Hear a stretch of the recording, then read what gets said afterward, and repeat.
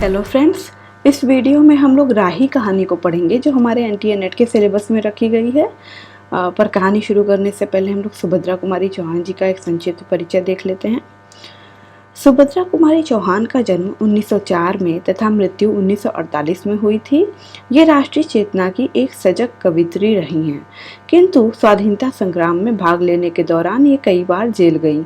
उसके पश्चात इन्होंने अपनी भावनाओं को कहानी में व्यक्त किया। इन्होंने 3 कहानी संग्रह लिखा जो इस प्रकार है: बिखरे मोती 1932, उन्मादिनी 1934, सीधे साधे चित्र 1947। राही नामक कहानी इनके तीसरे और अंतिम संग्रह सीधे साधे चित्र में संकलित है। राही, ये कहानी यहाँ से शुरू होती है और इसमें 2 ही पात्र हैं, एक अनीता और एक राही। दोनों जेल में हैं और उनकी बातचीत ही यहाँ पर कहानी का आधार है। चलिए शुरू करते हैं। यहाँ पे अनीता प्रश्न पूछ रही है, तेरा नाम क्या है? राही, तुझे किस अपराध में सजा हुई? चोरी की थी सरकार। चोरी? क्या चुराया था? नाच की गठरी। कितना अनाज था? होगा 5-6 सेर। और सजा कितने दिन की है? साल भर की। तो तूने चोरी क्यों की? मजदूरी कर दी तब भी तो दिन भर में 3-4 आने पैसे मिल जाते। हमें मजदूरी नहीं मिलती सरकार, हमारी जाति मांगरेरी है, हम केवल मांगते खाते हैं। और भीख न मिले तो फिर चोरी करते हैं। उस दिन घर में खाने को नहीं था, बच्चे भूख से तड़प रहे थे। बाजार में बहुत देर तक मांगा, बोझा ढोने के लिए टोकरा लेकर भी बैठी रही, पर कुछ न मिला। सामने किसी का बच्चा रो रहा था, उसे देखकर मुझे अपने भूखे बच्चों की याद आ गई। वहीं पर किसी की नाच की गठरी रखी हुई थी, उसे लेकर भागी ही थी कि पुलिस वालों ने पकड़ लिया। अनीता ने एक ठंडी सांस ली, बोली, फिर तूने कहा नहीं कि बच्चे भूखे थे इसलिए चोरी की? संभव है इस बात से मजिस्ट्रेट कम सजा देता। हम गरीबों की कोई नहीं सुनता सरकार। बच्चे आए थे कचहरी में, मैंने सब कुछ कहा पर किसी ने नहीं सुना। राही ने कहा, अब तेरे बच्चे किसके पास हैं? उनका बाप है? अनीता ने पूछा। राही की आंखों में आंसू आ गए। वह बोली, उनका बाप मर गया सरकार। जेल में उसे मारा था और वहीं अस्पताल में मर गया।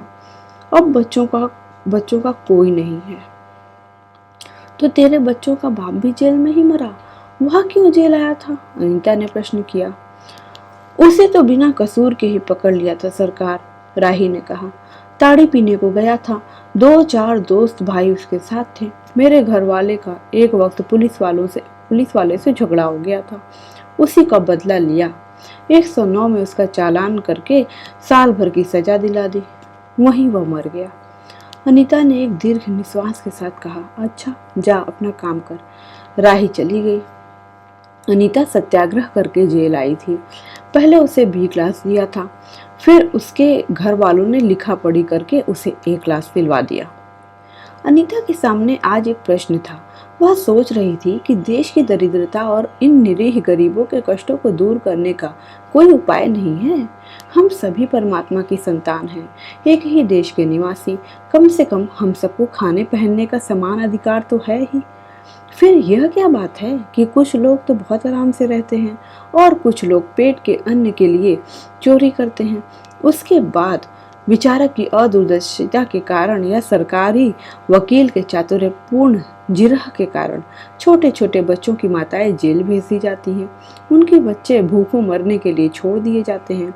एक ओर तो यह कैदी है जो जेल आकर सचमुच जेल जीवन के कष्ट उठाती है, और दूसरी ओर हैं हम लोग जो अपनी देशभक्ति और त्याग का ढिंढोरा पीटते हुए जेल आते हैं।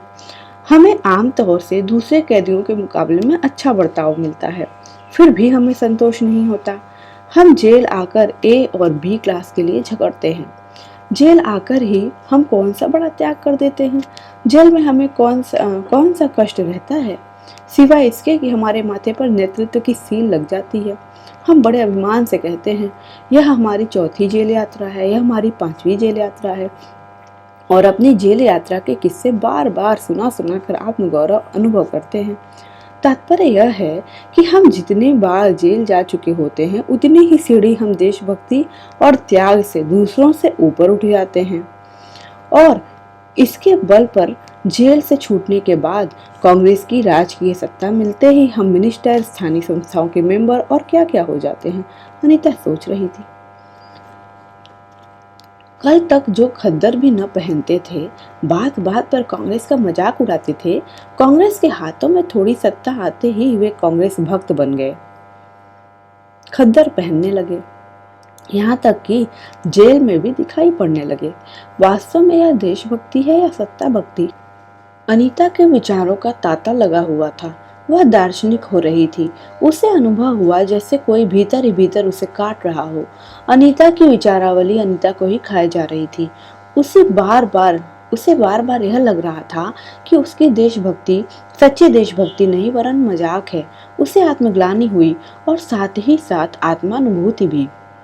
अनीता की आत्मा बोल उठी, वास्तव में सच्ची देशभक्ति तो इन गरीबों के कष्ट निवारण में है। ये कोई दूसरे नहीं, हमारी ही भारत माता की संतानें हैं। इन हजारों लाखों भूखे नंगे भाई बहनों की यदि हम कुछ भी सेवा कर सके, थोड़ा भी कष्ट निवारण कर सके, तो सचमुच हमने अपने देश की कुछ सेवा की। हमारा वास्तविक देश तो देहातों में ही है। किसानों की दुर्दशा से हम सभी थोड़े बहुत परिचित हैं, पर इन गरीबों के पास न घर है न द्वार, और शिक्षा और अज्ञान का इतना गहरा पर्दा इनकी आंखों पर है कि होश संभालते ही माता पुत्री को और सास बहू को चोरी की शिक्षा देती है, और उनका यह विश्वास है कि चोरी करना और भीख मांगना ही उनका काम है। इससे अच्छा जीवन बिताने की वो कल्पना ही नहीं कर सकते। आज यहाँ डेरा डाल के रहे तो कल दूसरी जगह चोरी की, बचे तो बचे, नहीं तो फिर साल 2 साल के लिए जेल। क्या मानव जीवन का यही लक्ष्य है? लक्ष्य है भी अथवा नहीं?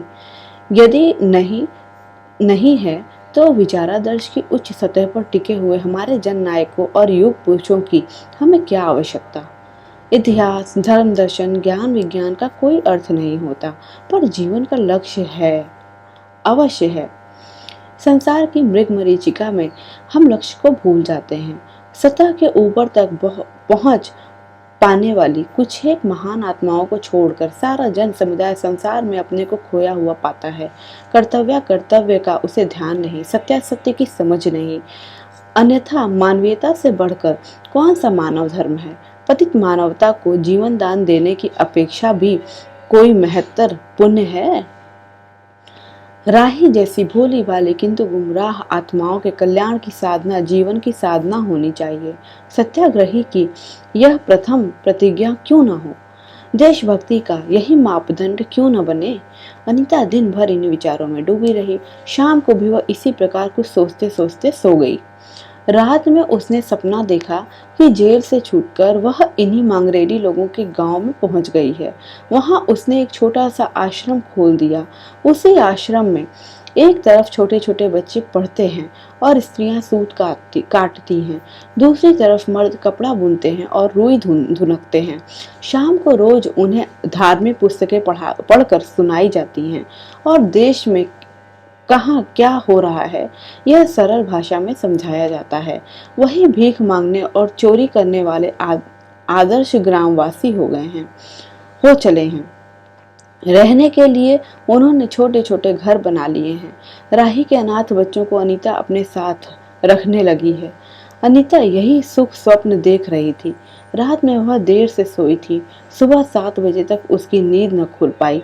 अचानक स्त्री जेलर ने आकर उसे जगा दिया और बोली, आप घर जाने के लिए तैयार हो जाइए, आपके पिता बीमार हैं, आप बिना शर्त छोड़ी जा रही हैं। अनीता अपने स्वप्न को सच्चाई में परिवर्तित करने की एक मधुर कल्पना ले घर चली गई। तो फ्रेंड्स, यहाँ पर ये कहानी समाप्त हो जाती है। बहुत ही छोटी सी और प्यारी कहानी है।